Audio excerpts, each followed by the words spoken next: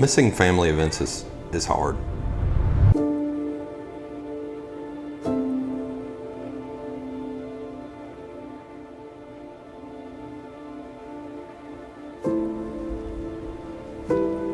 I came up through the custody ranks. I worked every shift, first, second, third. I've had midweek RDOs, I've had weekend RDOs. I've worked mandatory overtime. It's not easy. It's just not. I mean, it can affect how you operate while you're at work. At the end of the day, you gotta ask yourself why you're there. And when you're not there, can you make up for not being there? You ready to go night-night, baby? You know, I've missed things that I'm never gonna get back. All right, well, Daddy will be home in just a little bit, okay? He's running a little late at work tonight. But am I missing them for a worthy cause? That can soften the blow. That can make it an easier pill to swallow. Would my kids and my family agree? Maybe not. But all we can do is the best we can do. And as long as you're doing that, you're doing all right. Hello? Hey. Hey. So, probably going to be a little later than I originally thought.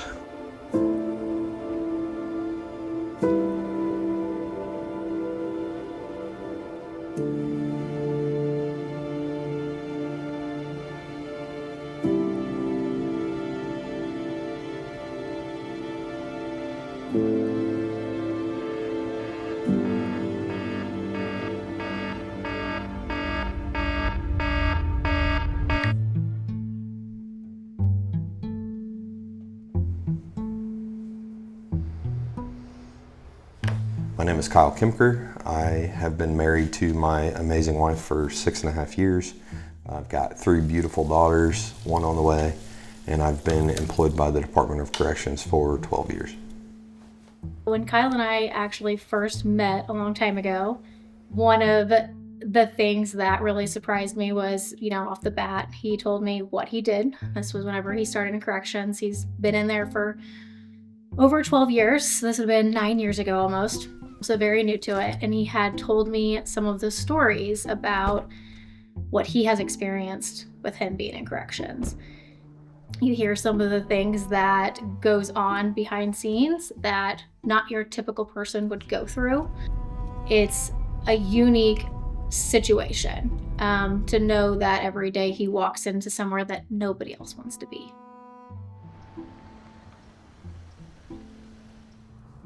I work in corrections really because it was what my family all did. I never thought I would. I found myself in a position at 21 to start with the department, and since then, in the last 12 years, I've kind of fallen in love with it. When you do the work that we do, the only thing that'll keep you coming back is if you find some purpose or some light in what we do.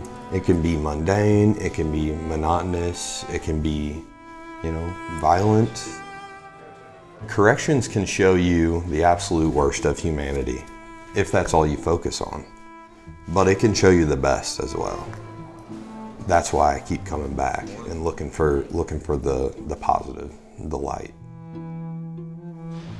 During the 9 years, almost 9 years that Kyle and I have been together, I would say that he gets something in his head, he's gonna do it. He's constantly always working towards ways to improve it. He doesn't like to just sit back and, you have some folks that clock in, clock out, call it a day, move on. That's not him. If he sees an issue, he's gonna try and find a solution for it. It's thankless work, but you get glimpses of the impact you've made over the years, and that's what resonates with me. I'm gonna go check in with the warden first thing when I get here, and then I'm gonna review my emails, make sure there's nothing pertinent that is actionable right now, and then Most of the time it's just routine or it's honestly reactive. We react to what occurs throughout the day. If I get an opportunity, we'll go out on the hill and talk to some staff and some residents. So, yeah. We don't know what it's going to look like is the answer. In prison, you never know exactly what your day is going to look like. Corrections goes on like a 30-year swing cycle. It's more punitive, then it's more rehabilitative, and we're swinging back towards rehabilitative. We've still got tenured staff that were around 20, 30 years ago for the more punitive push. And, you know, I think corrections done well is somewhere in the middle. Is that a picture? What's the picture on the wall? On the... That? That's my grandpa. He was a major here in the early 90s. He actually sat in the same office I sat in as the major 30 years later.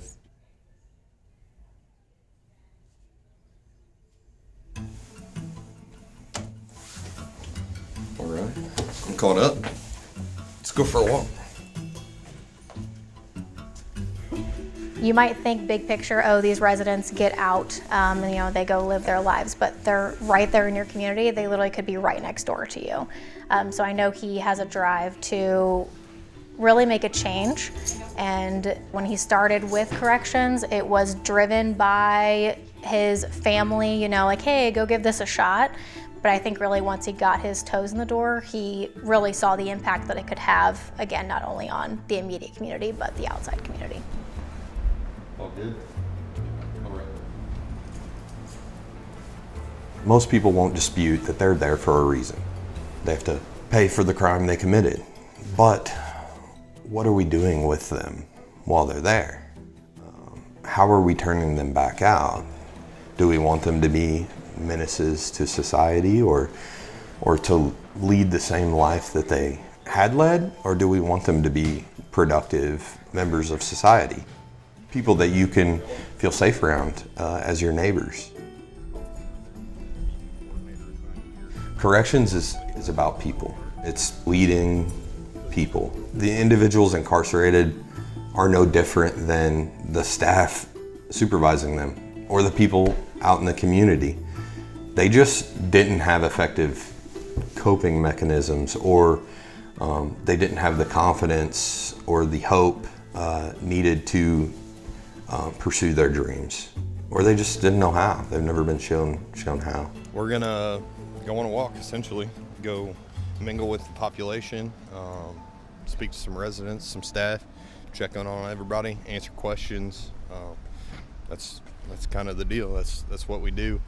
When we got downtime, just make sure everybody's taken care of and there's no issues that we need to solve that are urgent that we don't know about.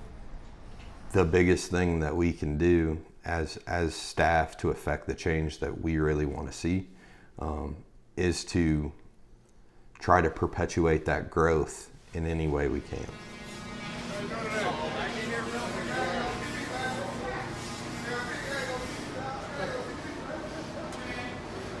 They normally have more questions. The camera present, they're all shut.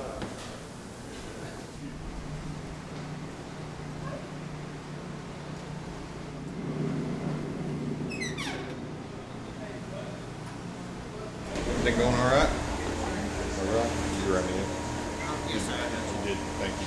Appreciate it. Have a good day.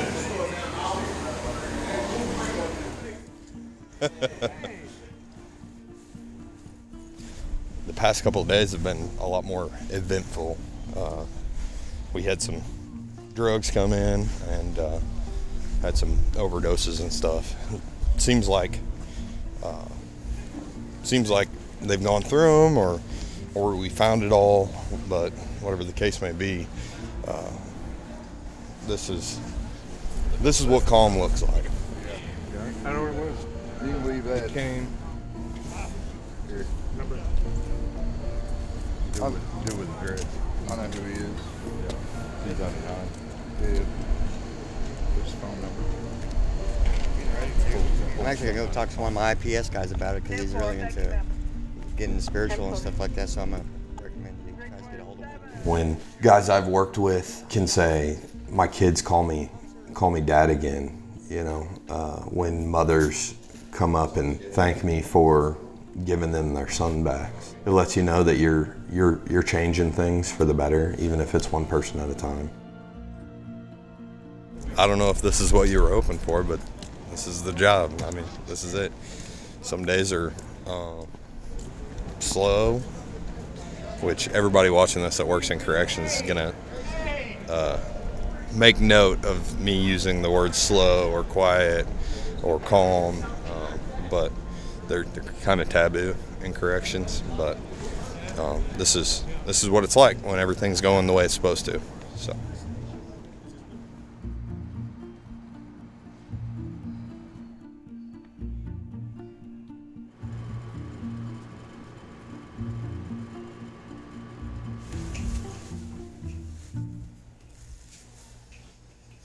All right.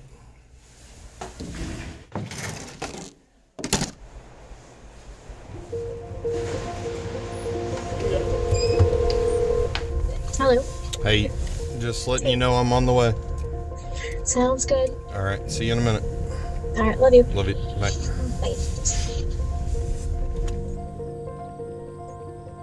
So my favorite part about being a dad, really in reference to corrections, is getting away from it and coming in and having the welcome that I get every night. They run and scream and cling to me every day. Really just a stark contrast between what I do during the day and what I get to come home to.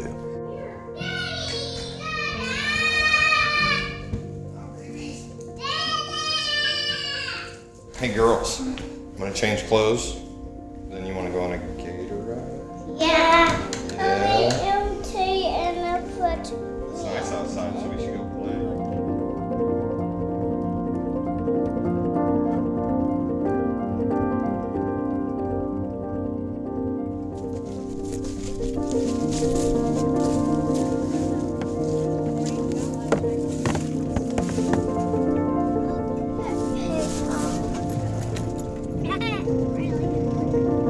What the? Those are not even going. The roots are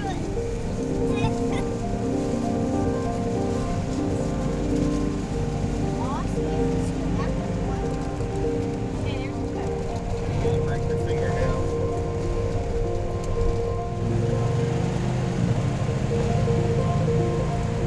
Mom, why is snakes around here?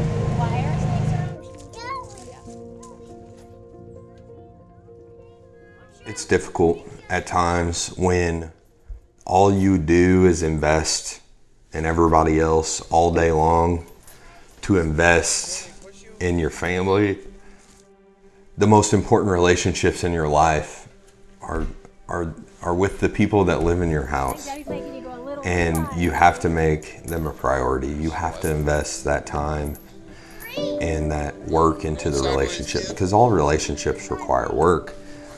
It's just different. You know, to my kids, that's taking them fishing or going on a gator ride or drawing with them, or, you know, pushing them on the swing set. That's what they need right now. And that changes. But the investment is the part that can't go away. You know, one day that's going to be going to volleyball games or soccer games, and, you know, you got to make time to do those things, because if you're not whole at home, you're not going to be whole anywhere else. In corrections, there's a higher rate of suicide, there's a higher rate of mental health issues, depression, things like that. Nobody's immune to those feelings, and nobody leaves it at the door every day. And that's why having a support structure in place is so imperative to the work that we do. I can lean on Corey, I can invest in my kids, I can push things out of my mind that I couldn't if I just had to sit with them. More, I don't even know if I have enough hands. Oh, here, I got pockets. It's very important for Kyle, whenever he gets home, to leave work at work whenever he can, and then whenever he's home, to be present with us. Again, because of the nature of his work, us having our children, they don't need to be exposed at their age to, well, what is going on in the prison. Admittedly, I bring work home sometimes, and I think everybody in the field does. A lot of times it's unintentional, just stress or the constant barrage is hard to shake when you're walking through a door or when you have a 15-minute drive home. And, so I bring it home.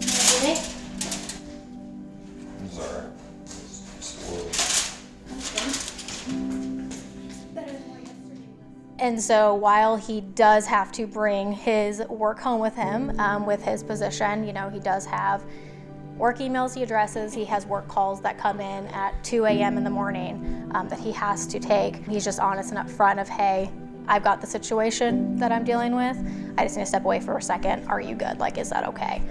So yeah, just having that constant communication of where we are and then working through it. I'll cut up on emails. There you go.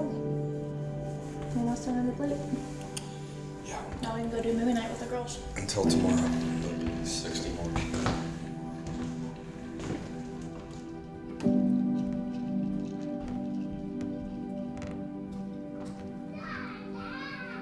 Here. I don't see the magnet. No, right here.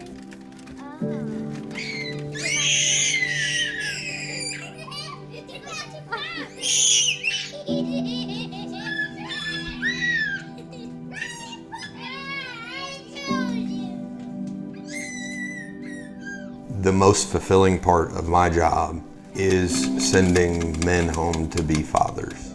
Something like 70 or 80% of children with incarcerated parents grow up to be justice involved in some way. Whether that be incarceration, just general run-ins with the law. My goal and what I find fulfilling most is to break that cycle anytime I can. When guys say, hey, I rebuilt my relationship with my kids, I know the cycle got broken. And I look at my kids and think, what would they be like without me in their life? And